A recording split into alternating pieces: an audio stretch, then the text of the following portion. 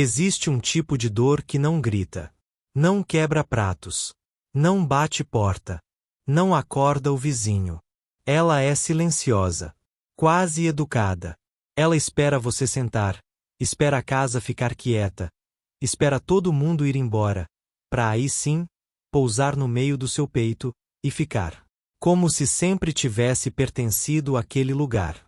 Ricardo conheceu essa dor numa quinta-feira de novembro. Uma tarde comum. Céu limpo. Temperatura agradável. O tipo de tarde que não avisa que vai mudar tudo. Ele estava voltando para casa mais cedo do que o esperado, sem avisar ninguém. E quando entrou pelo portão e viu o carro que não era dele, estacionado no lugar dele, o estômago virou antes da cabeça entender. Foi quando Dona Conceição apareceu correndo pela porta dos fundos. Os olhos vermelhos, as mãos tremendo, e se colocou na frente dele com o corpo inteiro, e sussurrou com tudo o que tinha: Doutor Ricardo, para. Por favor, me escuta primeiro. Ele ficou parado, com a mala na mão, com o coração na garganta. E naquele momento, uma pergunta tomou conta de tudo. O que essa mulher estava escondendo, e há quanto tempo carregava sozinha? Para entender o que aconteceu naquela tarde, você precisa voltar no tempo. Precisa conhecer o menino. Antes do empresário. Antes das empresas. Antes do dinheiro e do poder. O menino de 7 anos que acordou uma manhã, e o lado do pai estava vazio. Ricardo Almeida nasceu em Campina Grande, na Paraíba. Filho de seu Antônio e Dona Rosa. O pai era torneiro mecânico. Mão grossa. Cheiro de óleo. Pouca conversa. Mas presente. Todo dia presente. Até o dia em que não estava mais. Não houve briga. Não houve discussão. Não houve despedida. Uma manhã o pai simplesmente não estava. A cama arrumada. A xícara lavada. Como se nunca tivesse existido.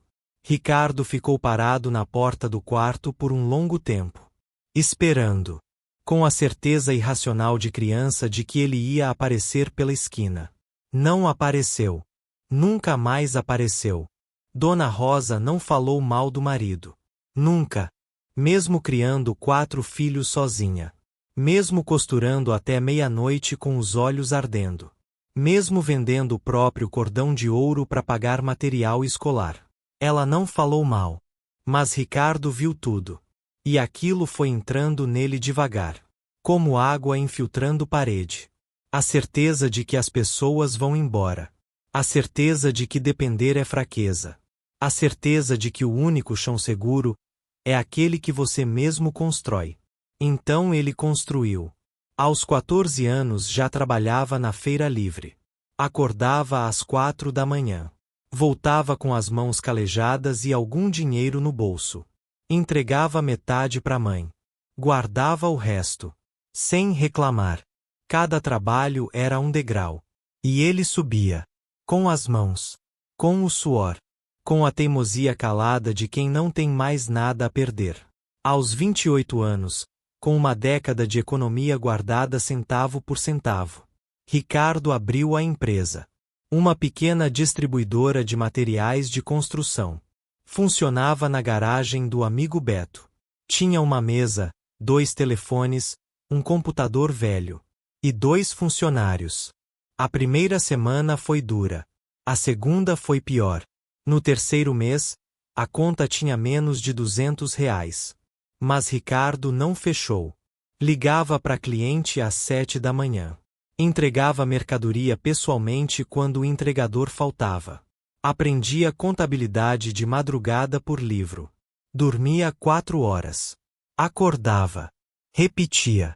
Em 5 anos, a distribuidora havia triplicado. Em 10, era um grupo empresarial com filiais em 3 estados. Em 15, o nome Almeida era sinônimo de confiança no mercado do Nordeste. Ricardo havia chegado. Mas chegado onde, exatamente? Lá no topo. Estava muito mais frio do que ele imaginou. Muito mais silencioso. Muito mais vazio. E foi nesse vazio que Patrícia apareceu. Numa festa de negócios. Num salão cheio de gente fingindo se importar. Ricardo estava num canto com um copo d'água contando as horas para ir embora, quando ela chegou por trás e disse: "Você também tá contando os minutos?" Ele se virou. E ficou. Patrícia tinha 29 anos. Advogada corporativa. Tinha o tipo de presença que organiza o ambiente só de entrar. Confiante sem ser arrogante. Inteligente sem precisar provar. Conversaram por 3 horas naquela noite. Quando o salão esvaziou, nenhum dos dois queria ir embora. Namoraram 1 ano e meio. Casaram numa cerimônia pequena como os dois queriam. 40 pessoas. Mesa farta. Discurso curto. Ricardo, que nunca havia chorado na frente de ninguém, chorou na hora do sim. Não de tristeza. De alívio. O alívio de finalmente não estar sozinho. Nos primeiros anos foi bom. Café da manhã junto. Viagens de fim de semana. Conversas longas na varanda. O tipo de cumplicidade que faz a gente acreditar que chegou em casa de verdade. Teve até uma tarde em que Patrícia chegou com um exame de gravidez positivo.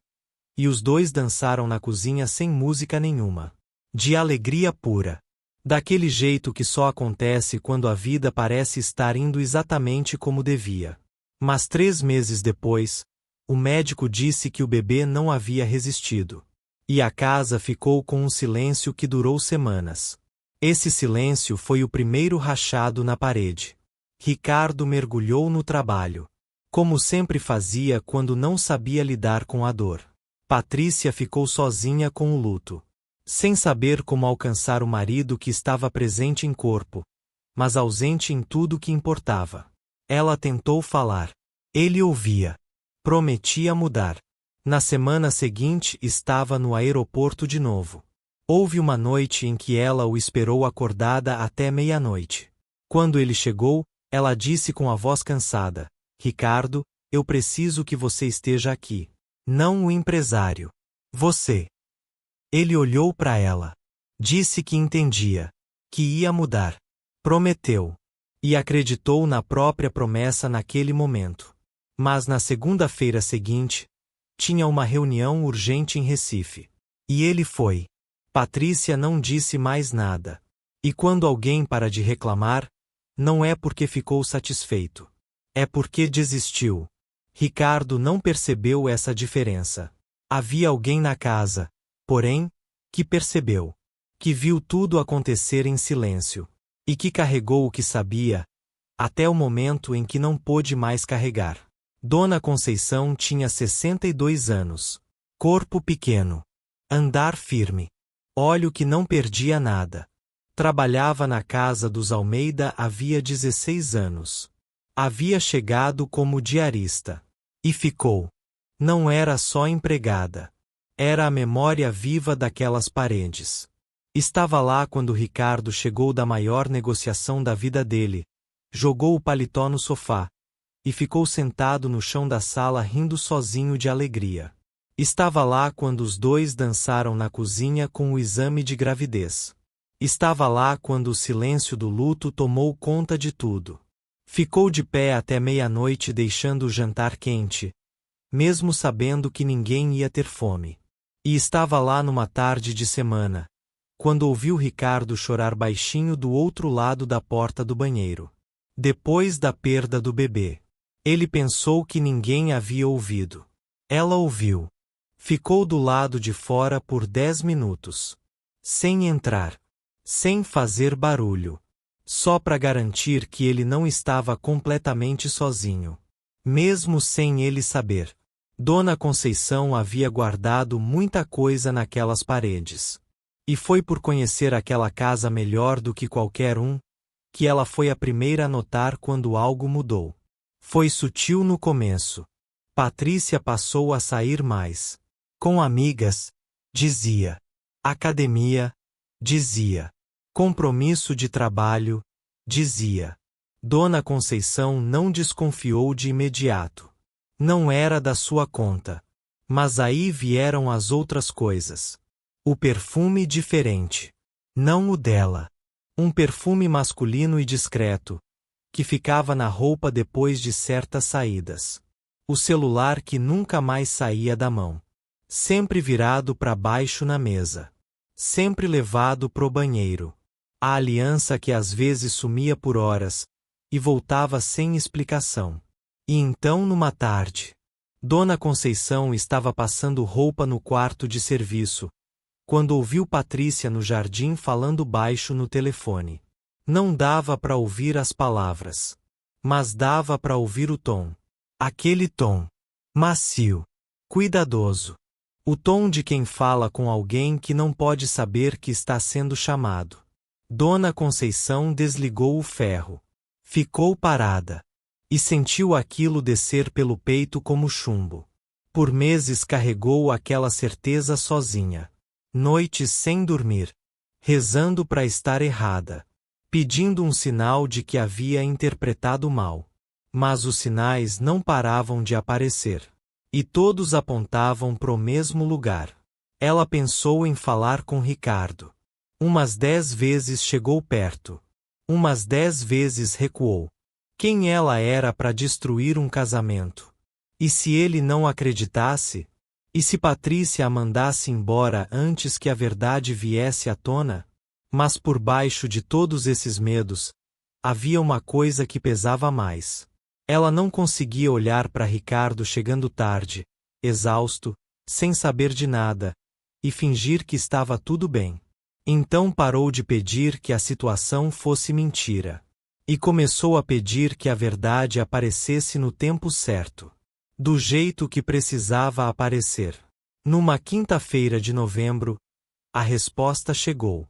Ricardo estava em São Paulo. 2 dias de reuniões com investidores de um novo projeto. Previsão de retorno, domingo à noite. Mas na tarde de quinta as negociações desandaram. Os investidores recuaram num ponto importante. A reunião de sexta foi cancelada. Ricardo, que detestava ficar parado em quarto de hotel, pegou o primeiro voo de volta. Não avisou a secretária. Não avisou Patrícia. Queria chegar e surpreender. Queria encontrar a casa do jeito que era antes. Com cheiro de comida. Com ela no sofá. Com a possibilidade, ainda que pequena, de uma noite normal. O táxi parou no portão às 13h40 da tarde. Ricardo desceu com a mala. E viu o portão entreaberto. E um sedã prata estacionado no lugar dele. Uma placa que ele nunca havia visto na vida. O coração deu um salto. A cabeça começou a dar explicações. Visita. Amiga com carro novo. Alguém do trabalho dela. Mas o estômago não aceitou nenhuma delas. O estômago já sabia. Ele caminhou até a porta dos fundos. Colocou a chave na fechadura devagar. Abriu sem fazer barulho. E Dona Conceição estava ali. Como se estivesse esperando. Como se soubesse que ele ia chegar naquele exato momento. Os olhos vermelhos. As mãos levemente tremendo. O avental torto, como se tivesse sido colocado às pressas. Ela se adiantou antes que ele desse um passo. Se colocou na frente dele com o corpo inteiro. E disse com a voz mais firme e mais partida ao mesmo tempo: Doutor Ricardo, para. Por favor. Me escuta primeiro.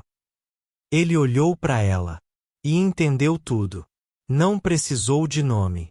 Não precisou de detalhe. Não precisou de explicação. O rosto dela era um espelho. E no espelho, ele viu o que havia se recusado a enxergar por meses. A voz saiu baixa. Quase um sussurro. Faz quanto tempo, Conceição?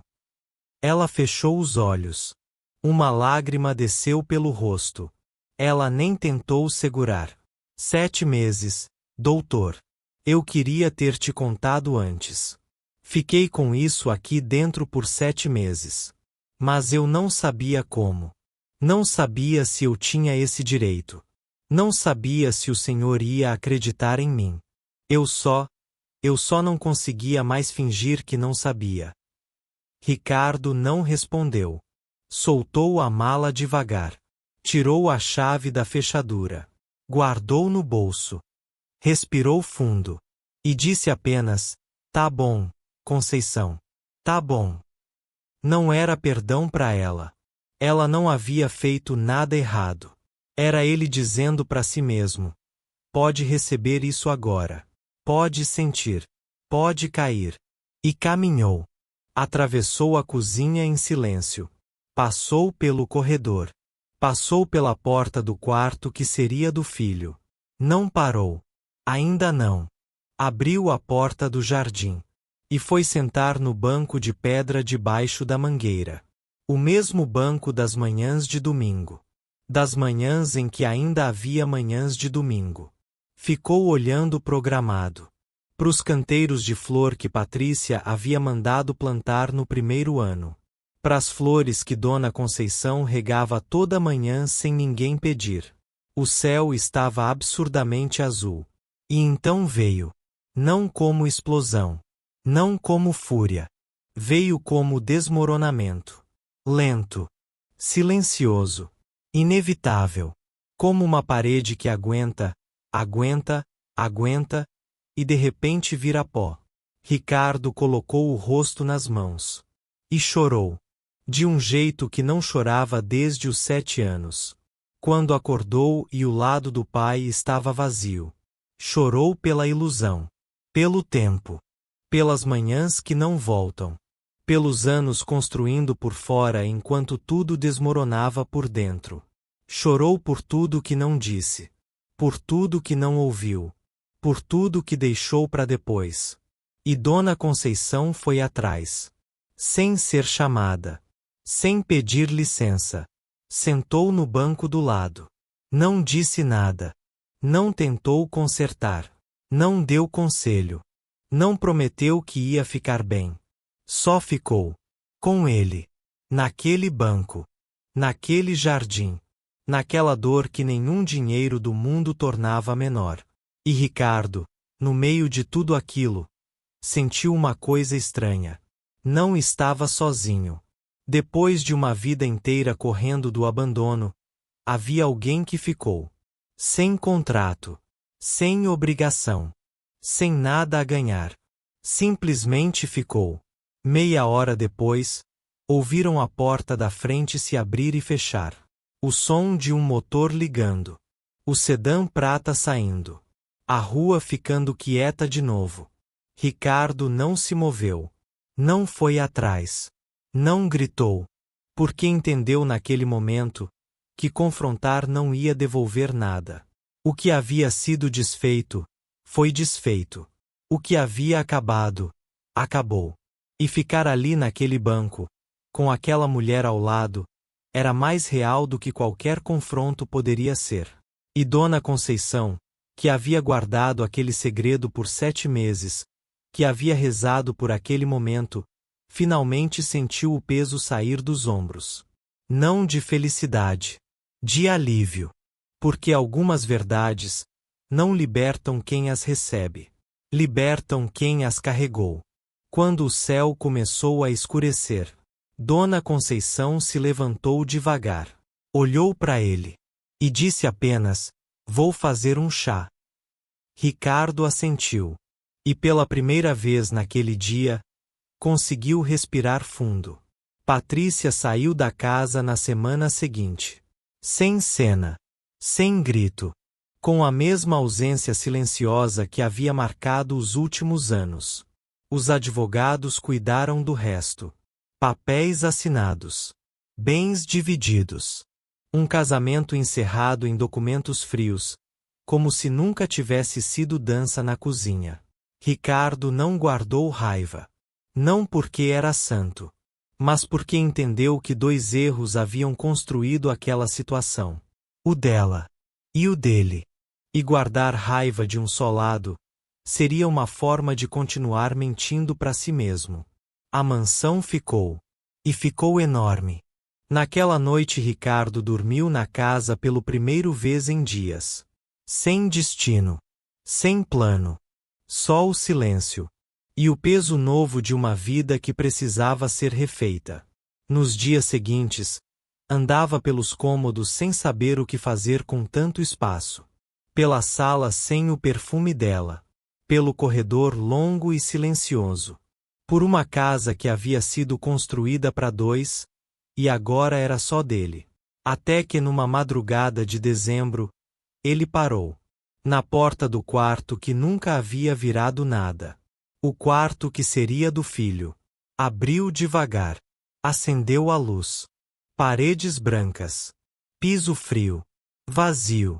Mas numa das paredes, havia uma marca de lápis. Pequeníssima. Na altura de 1,20 m do chão. A marca onde ele e Patrícia haviam medido para colocar o berço.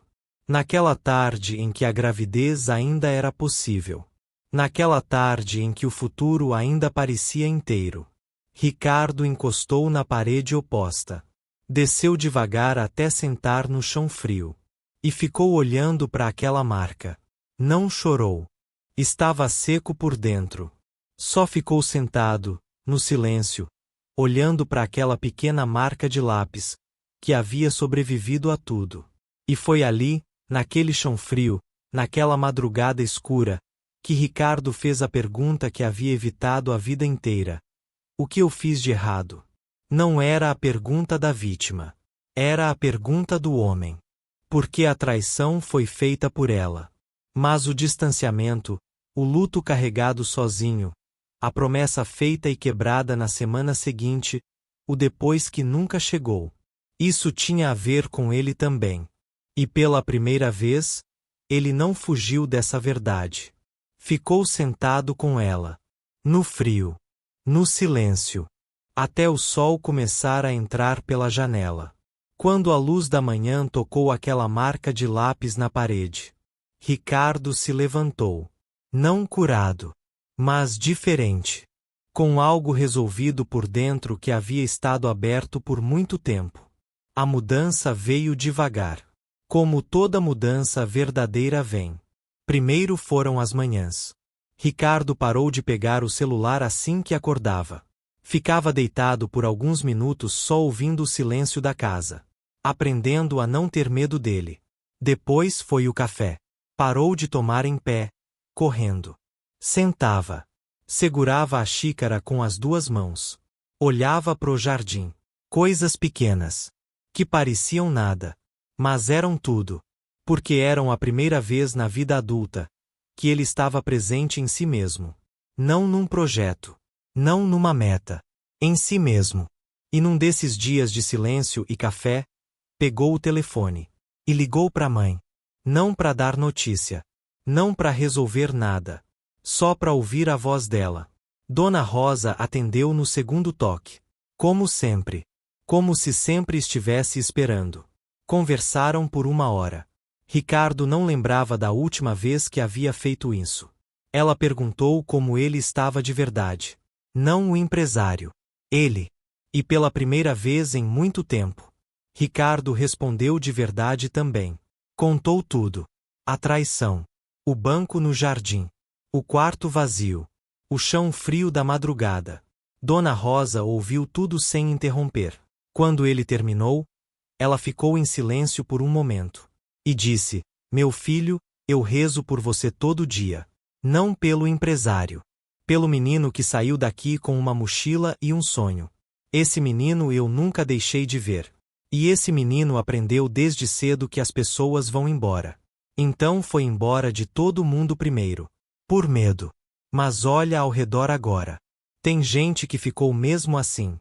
Significa que vale a pena ficar também. Ricardo ficou em silêncio. Aquelas palavras foram direto pro lugar que doía. Antes de desligar, ele disse: Mãe, posso ir te visitar essa semana? Ela demorou um segundo para responder. Como se não acreditasse no que estava ouvindo. E disse com a voz cheia: Meu filho, sua cama nunca foi desfeita. Ricardo chegou em Campina Grande numa tarde de fevereiro. Dona Rosa abriu a porta e ficou parada. Olhando pro filho como se fosse a primeira vez. E talvez fosse. Porque o Ricardo que chegou naquela tarde não era o mesmo que havia partido anos atrás. Esse chegou sem pressa, sem agenda, com os olhos de quem finalmente parou de correr.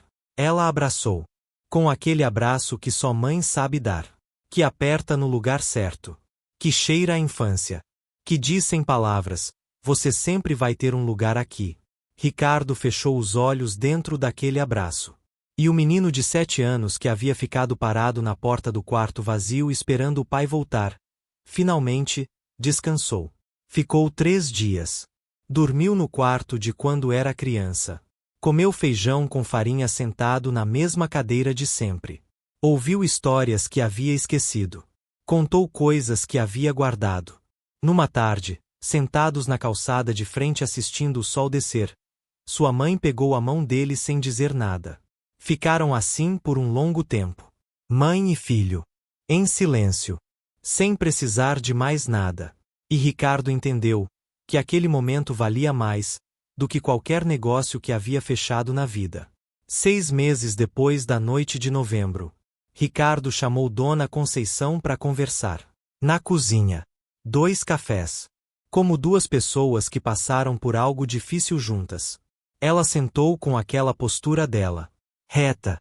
Discreta. Presente. Ricardo ficou um tempo olhando pro café. Depois olhou para ela. Eu preciso te perguntar uma coisa. E quero que você responda de verdade. Não como empregada. Como pessoa. Ela assentiu. Por que você ficou carregando aquilo sozinha por 7 meses? Por que não foi embora? Por que não pediu para sair e deixou essa situação resolver sozinha? Dona Conceição ficou em silêncio. Como alguém que sabe a resposta faz tempo, mas nunca foi perguntada. Depois respondeu. Porque eu vi o senhor chegar aqui com a mala nas costas sem ter quase nada. Vi o senhor trabalhar sem parar para construir tudo isso. Vi o senhor tratar bem todo mundo dessa casa, quando podia muito bem tratar mal. Vi o senhor descer do carro depois de uma viagem longa, com aquele olhar de quem tá cansado demais, e mesmo assim parar para perguntar como eu tava. E vi o senhor chorar escondido quando perdeu o bebê. No banheiro do corredor. O senhor pensou que ninguém tinha ouvido. Eu ouvi.